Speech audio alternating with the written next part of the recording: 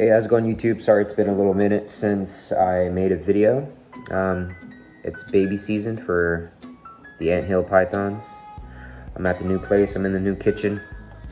I'm just gonna show you an assist feed with the pygmy pythons using recently fed, therefore gut-loaded guppies. So stand by. So you gently grab, it's kind of like another how-to, I guess. This is with a new technique.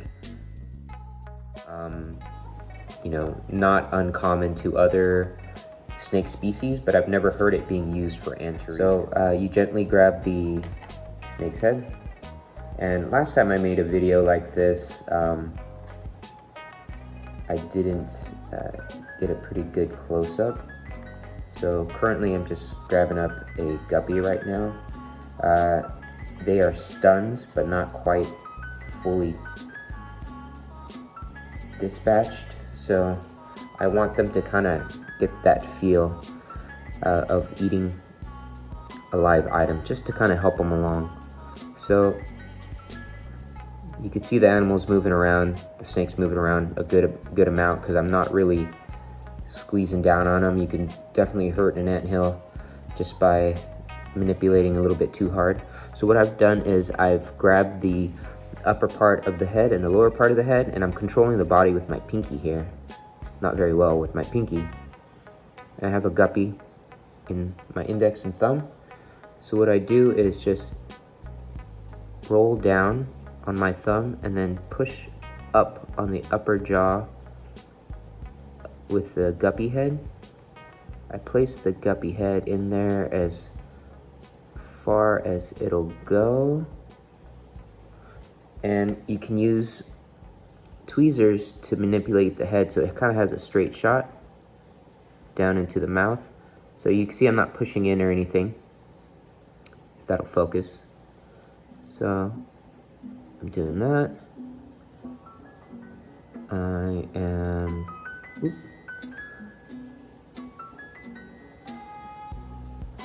so I kind of missed there. You can see the guppy's head is out of the, out of the snake's mouth. So I might reshoot that. Well, here, I'll grab the snake again. The trick to assist feeding these guys is to let go while they have the item in their mouth, and then kind of let the snake do their own thing. So I'm gonna get that right back in his mouth.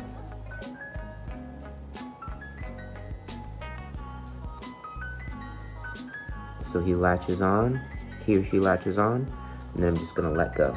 And sometimes, well, just like that, they'll pull back and let go of the item, but you just gotta keep retrying.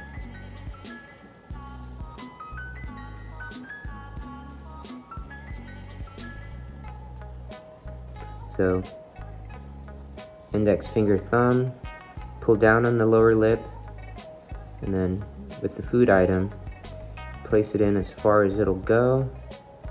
Close the mouth a little bit with a little bit of pressure, like so, and then they'll already start to kind of swallow on their own. So what you do is let go, and then hopefully takes the item, or he spits it out. But this is always better than kind of forcing the food item down. You know, this is a very unnatural food item for them, but this gets them going, gets them started. And it's gut loaded with whatever high protein items are in fish food.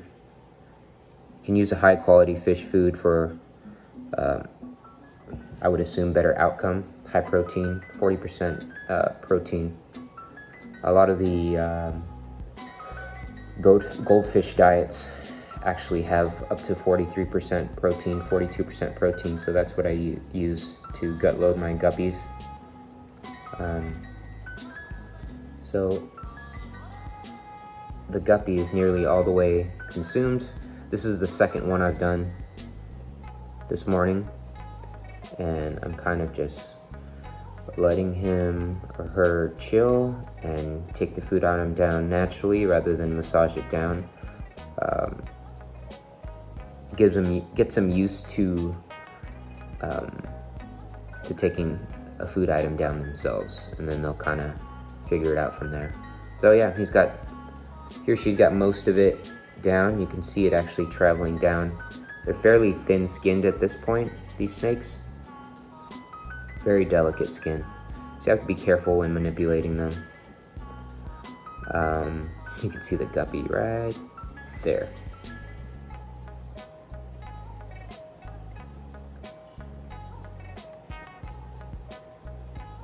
Since most of it's down, I just transfer this critter back to its nursery enclosure. Gently, making sure not to squish any heads or tails. So I usually will pop the lid down and then get a good visual of the entire snake and then clamp down. That's 2 snakes done that way. Very low stress for the animal. But that's just an example of how I've been feeding the anthill pythons. But we can do a couple more. This is just going to be a quick, well, not so quick, unedited video. I clean these guys once a week just to cut down on cleaning time, rather on maintenance. But this one spilled its water dish, so it's been flooded. So checking the belly, and it all looks pretty good. There's no signs of redness or irritation, so this happened fairly recently.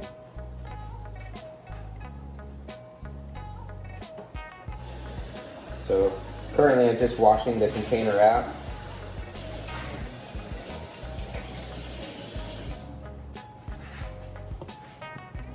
Not the best video making, but this is kind of one of those. It's a little hide for now.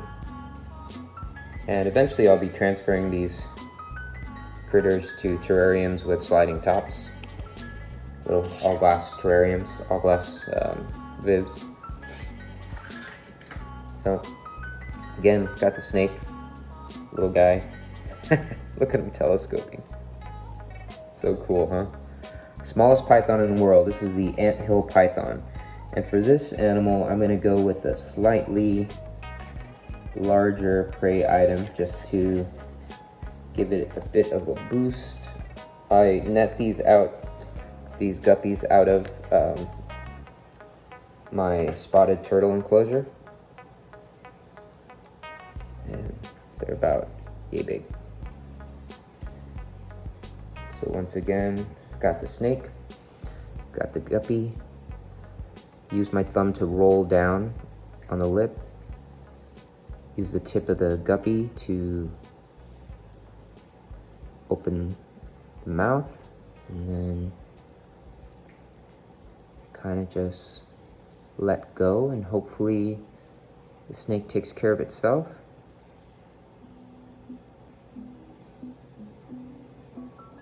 Again, these guppies are stunned, but not completely dead.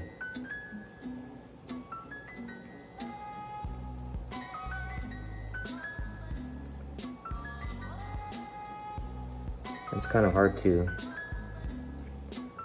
get a focus on the snake, but you can see that guppy's barely hanging on, so more likely than not, the snake will spit that out. Or if I leave it alone, it'll just take the item down, and that's this week's feed.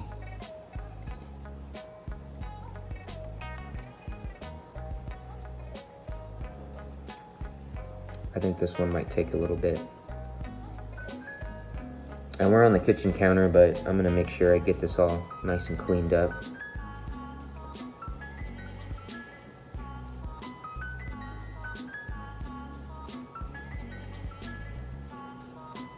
Very strong animal.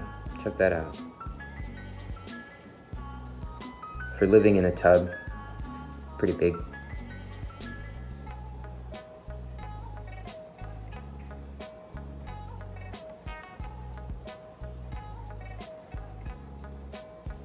and they won't really outgrow these enclosures right now. I mean, obviously you want them in bigger things so they have more options for climbing and traversing, but they do a lot of climbing in here, believe it or not. Climb on the water bowl.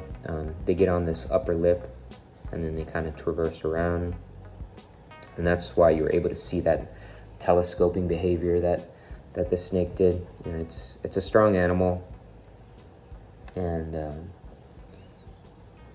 they're kind of a little well-muscled baby right now.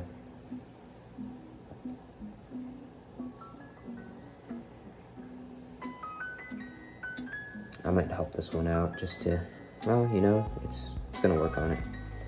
But so you saw that previous example of how one of these guys takes down a guppy. So there you have it. Assist feeding anthill pythons, little gut-loaded guppies. Cool. Yeah, I still have them in the incubator. I had to keep them at a constant temp. Their temps are hovering around 89 degrees right now, and I flip the incubator off using a timer. So the incubator is set up to a timer. It stays at a constant 89 degrees, flips off in the evening, kicks back on in the morning, and that gives them a natural temperature drop. And I feel that's important for these guys, not to be all warm all the time.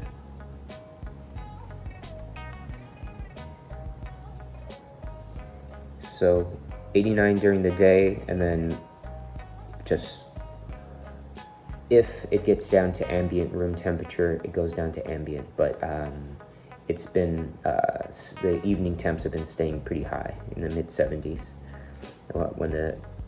when the incubator clicks off, because it's, you know, it's an insulated unit, and each animal is in like a little insulated capsule as well. So yeah, that's how I house these guys right now. Oops, lost one.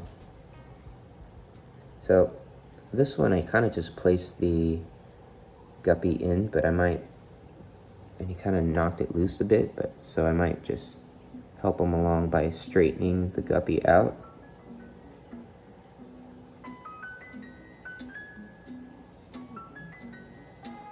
There you go, that's straight. He's more apt to take that down now.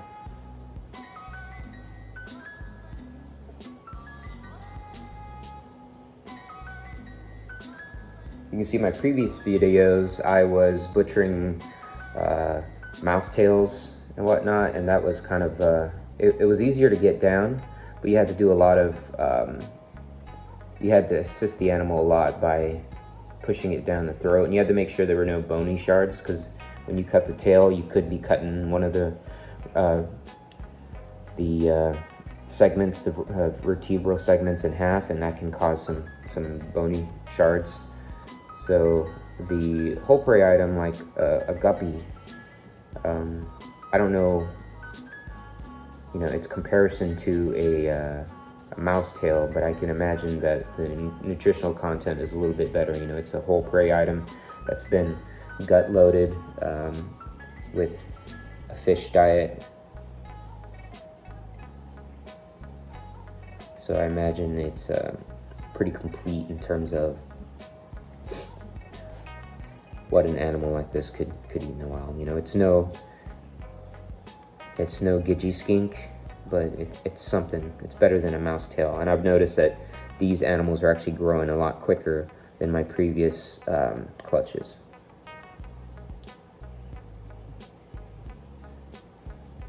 We want to spit it out, but I don't think we're gonna. It's in there, and as long as I just kind of hold still, I don't take it down the rest of the way.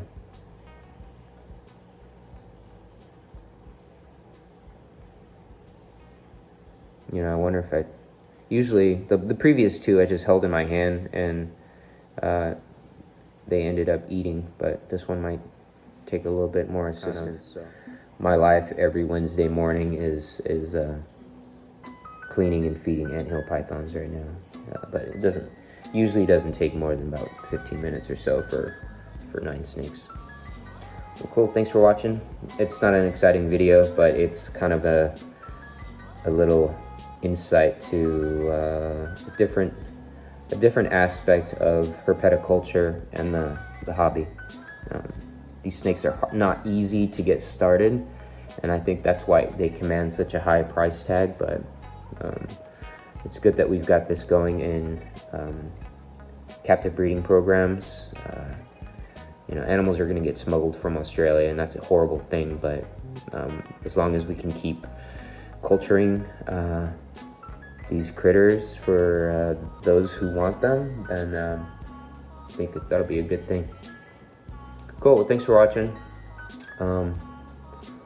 We'll help this animal eat that the rest of the way, and we'll move on to the other 6. Thanks. Bye-bye.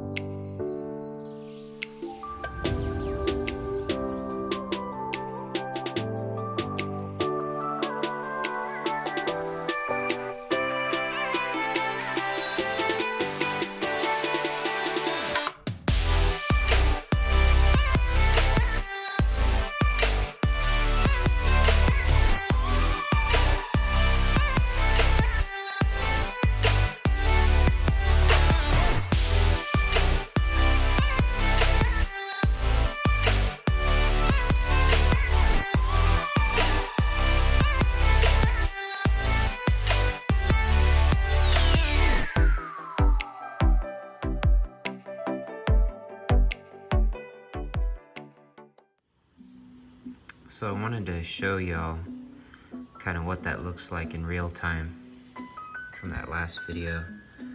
I put the head of the guppy inside of the mouth, and then the snake does the rest. I noticed that with a larger fish, they're more apt to actually take it down like a natural prey item, whereas with the smaller guppy, you're having to kind of help it down because I guess there's less, I imagine there's less to grab onto. If you've ever like fed a snake like an undersized prey item that like pretty much fits entirely in its mouth, it kind of has a difficult time getting a good purchase on the item and then taking it down. So I was kind of out of large-ish guppies this time around, so I might have to bite the bullet and go get some more adult feeders and then keep them for a while and breed them up. Now, in terms of stipulations of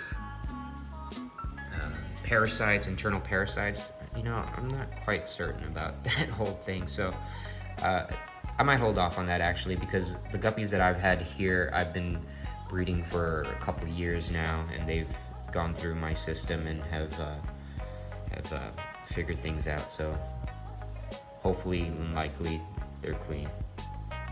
So just wanted to show you that in real time. This guy's actually taking down food a lot better than the rest of them.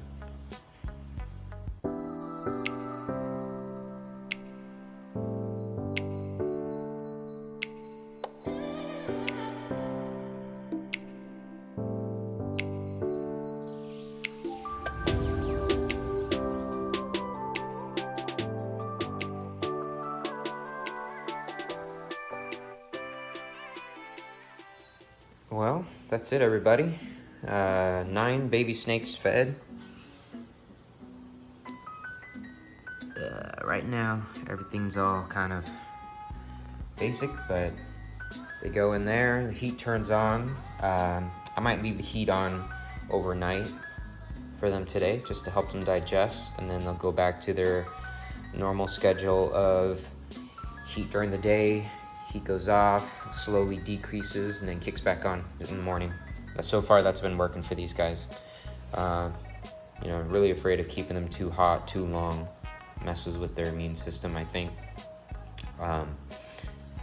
So, without that, they go back. Without any further ado, they go back into their little incubator.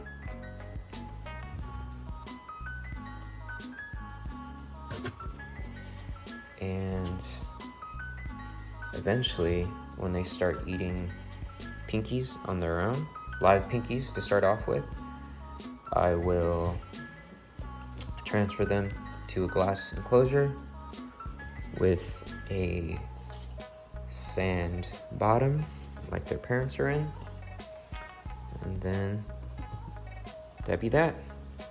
Probably gonna start feeding live pinkies, day olds, next week. Thanks for watching, y'all. Have a good one.